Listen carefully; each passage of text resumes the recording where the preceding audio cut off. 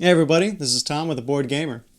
I was out of town for a bit, so I need a bit more time for my next How to Play video. But in the meantime, I wanted to give you all a holiday gift guide. This mini-series will have my top 10 games to pick up on Amazon that I have played and feel confident in recommending for under $25, under $50, and over $50. If you can find these games elsewhere for less, or just want to support your local game store, I encourage you to do so. But I have chosen to use Amazon for these lists since Amazon is widely accessible and because I'm an Amazon affiliate. I will provide links to all the games I mentioned, and if you use the affiliate links, it would really help me and of course help out the channel. Now let's get into it.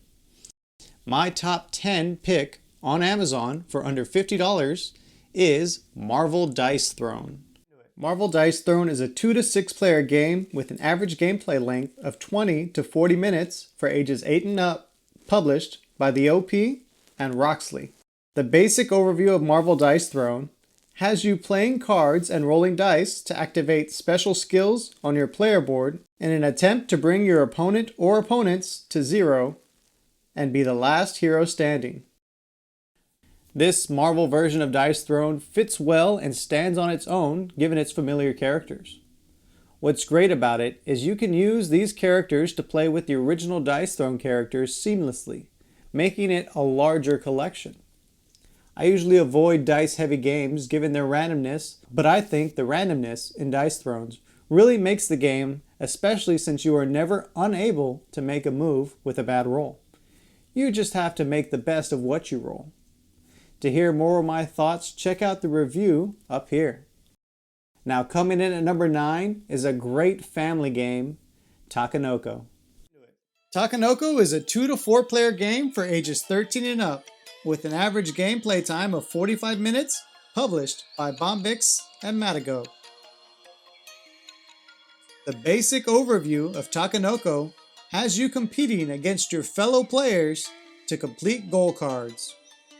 These cards can be plot cards, which use the irrigated terrain to complete, gardener cards, which have you grow bamboo in certain ways, and panda cards that you complete by feeding the panda with different bamboo combinations. Takenoko is an adorable game. The simple mechanics and easy to follow game boards make it a breeze for new players.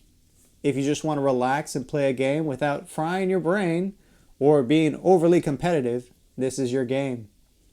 Its visuals are great and the gameplay is fun. And for a full review, click the link up here. Now my number 8 pick is Harry Potter Hogwarts Battle. Harry Potter Hogwarts Battle is a 2 to 4 player game for ages 11 and up with an average gameplay length from 30 to 60 minutes per book. The basic overview of Harry Potter Hogwarts Battle is to work together with the other players to take scenarios from each book in the series to build a deck of special cards that can help you defeat the villains and prevent them from gaining control of memorable locations. If successful, reset and add the next book. If not, the game is over and the battle is lost. Harry Potter Hogwarts Battle is a fun cooperative deck building game. This alone is enough to get some interested, but by bringing in the theme of Harry Potter and using the movie likenesses, they have expanded their reach. And given the fact that it gives you different books to add, really makes the game build on top of each other. Now you can click up here to hear my full thoughts on Harry Potter Hogwarts Battle. Number 7 is a classic, Pandemic. Pandemic is a 2 to 4 player game for ages 8 and up with an average gameplay length of 45 minutes, published by Z-Man Games. In Pandemic, you play cooperatively to research and cure 4 different diseases while at the same time treating hotspots to prevent outbreaks. You are working against the deck, which has epidemic cards, which can accelerate the spread. If you have too many outbreaks before eradicating all diseases, you lose. But if you manage to research, cure, and eradicate all 4 diseases before that happens, you win. Pandemic is one of the first fully cooperative games I have played, and it still holds up today. It does have the issue where a single player can take over, but if you discuss everything openly instead of just telling people what to do, the game will be much more enjoyable. Everyone has a character with an important role, and when working together, you can usually make it pretty far in the game.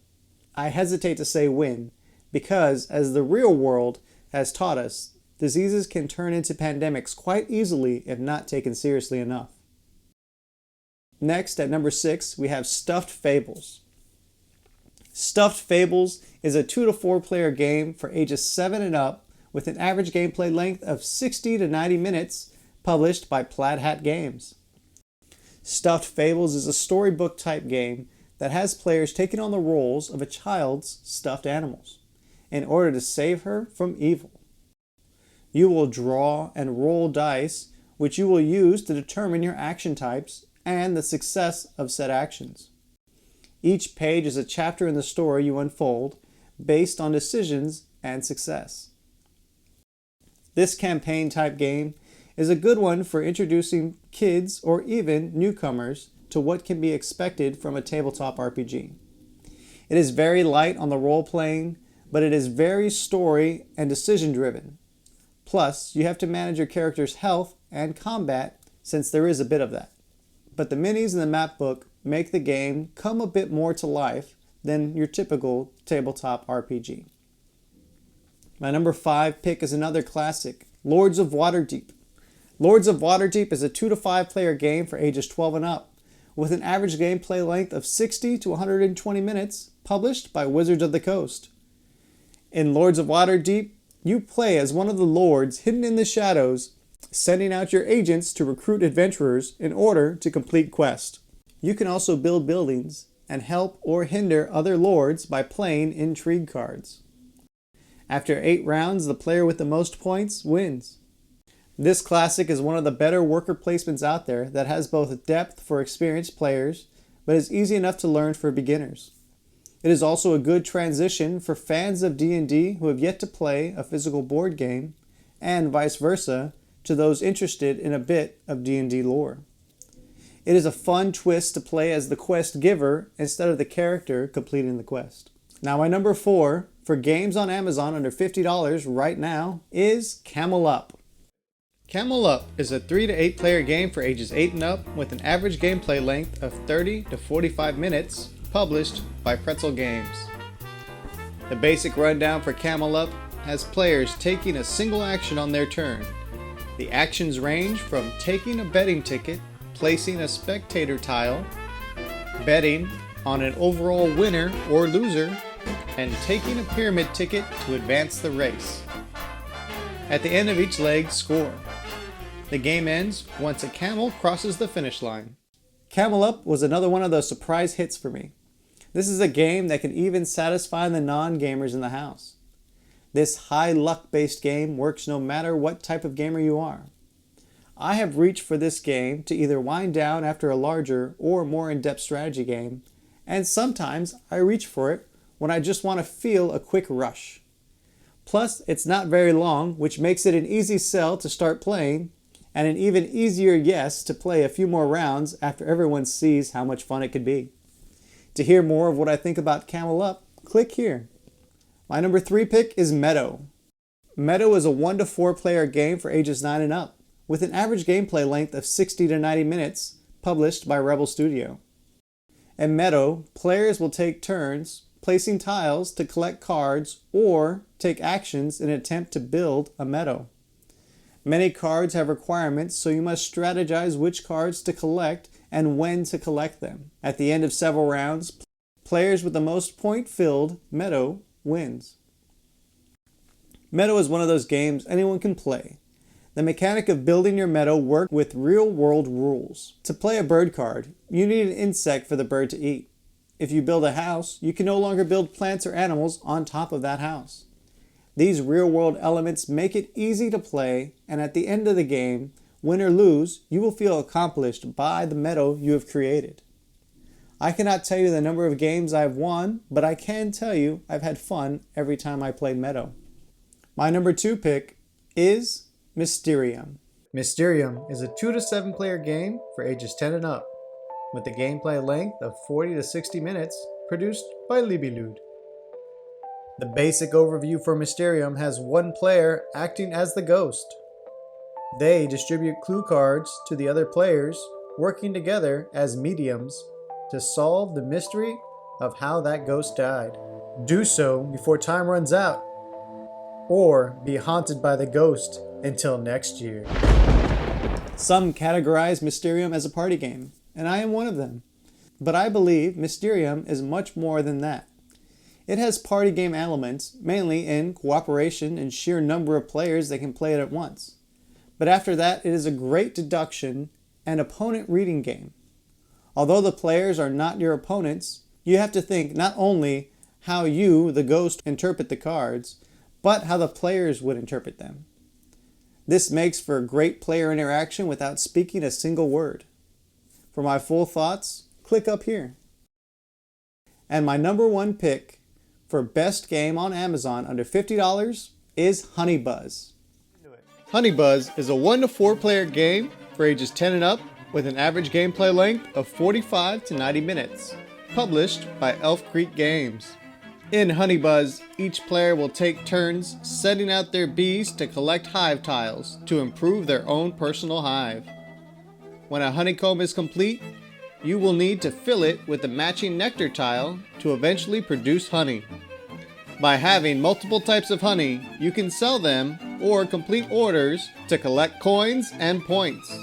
When the market price of 4 types of nectar reaches the lowest point, or when 2 of the 3 order stacks are emptied, finish the round so everyone takes the same number of turns, and then the game ends. Add together coins, honey and pollen, contest points, and order card points, and the player with the highest total points wins. Honey Buzz is the type of game that satisfies in both looks, table appeal, and game design. This game has bright pastel colors and adorable little beeples, but it also has tile placement that has you thinking several moves ahead to be able to execute the actions you desire to get the most out of your turn. Being able to do several actions one after another really helps you maximize a turn and get further ahead or even catch up if you feel yourself falling behind. This is one of my favorite worker placement games, and to hear why, you can check out this review up here. That concludes my top 10 under $50 games on Amazon. Remember, if you would like to find these games on Amazon and wish to support the channel, you can click the affiliate links down below for any and all of these games in the description. Also, if you enjoy this type of content, let me know in the comments. And keep an eye out for the other videos in this mini-series. Until next time, thanks for watching. Thanks for watching. Please like, subscribe, and ring the bell to get notified about new videos. If you're bored now, click this for more games.